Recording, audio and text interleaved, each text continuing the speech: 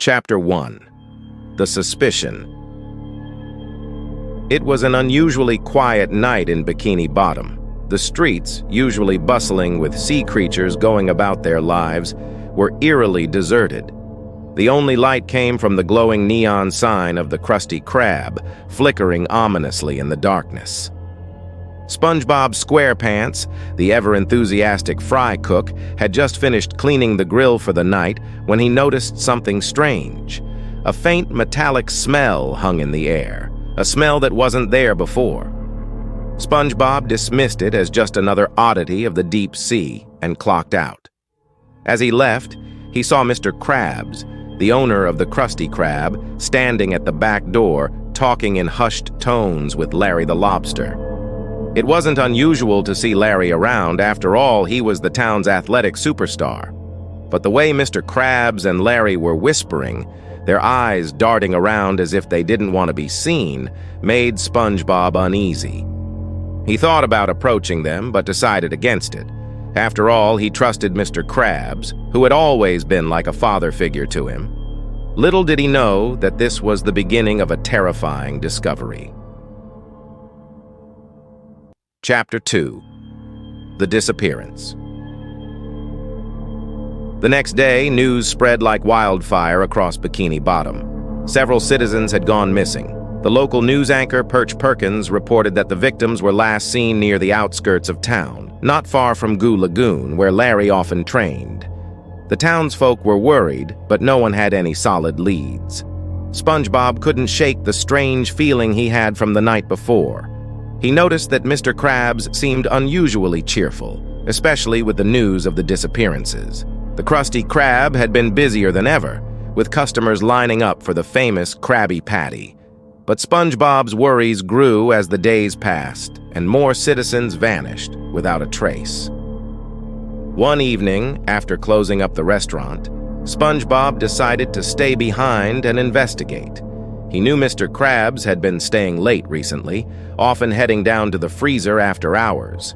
Curiosity getting the better of him, SpongeBob followed Mr. Krabs down the dark, narrow staircase that led to the freezer. Chapter 3. The Freezer. As SpongeBob approached the freezer, he heard muffled voices.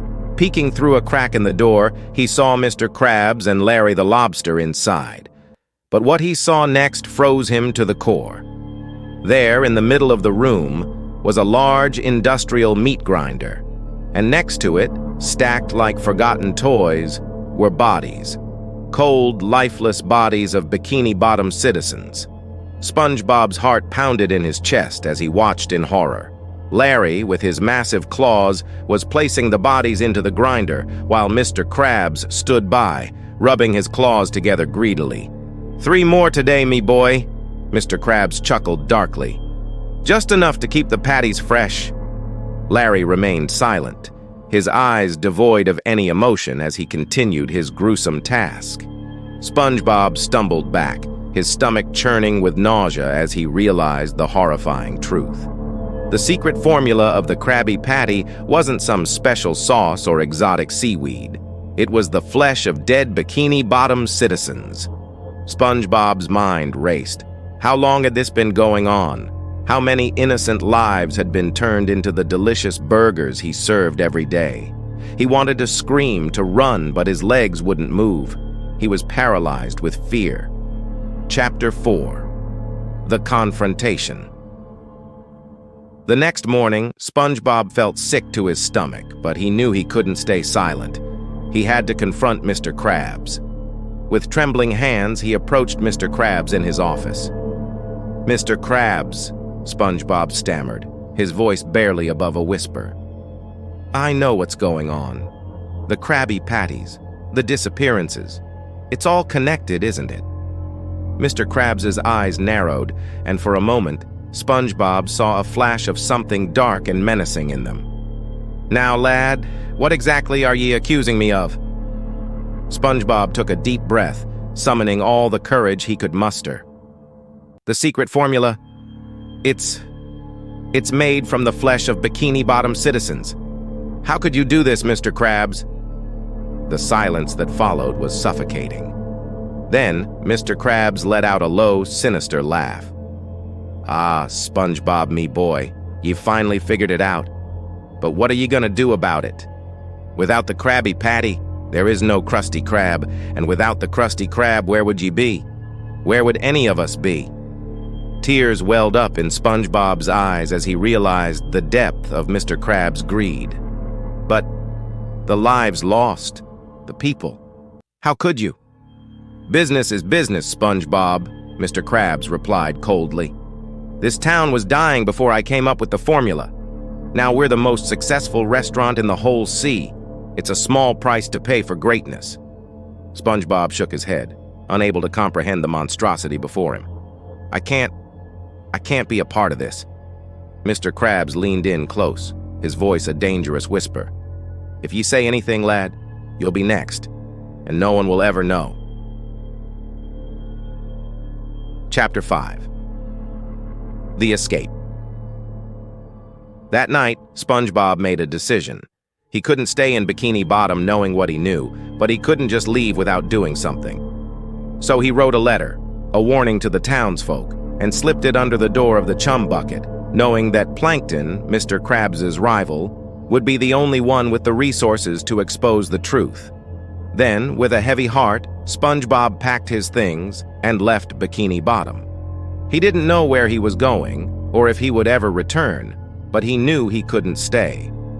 As he walked away from the only home he had ever known, he heard the faint sound of the Krusty Krab's sign flickering in the distance, a reminder of the dark secret that would forever haunt his dreams. Epilogue.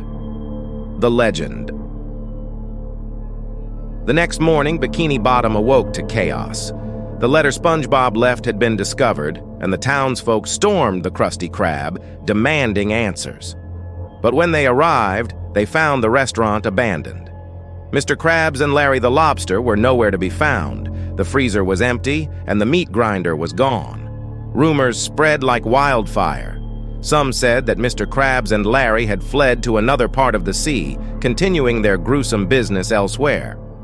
Others believed they had been caught in their own trap, devoured by the very machine they used to feed the town. But the Krabby Patty was never served again, and the Krusty Krab was left to rot, a grim reminder of the price of greed.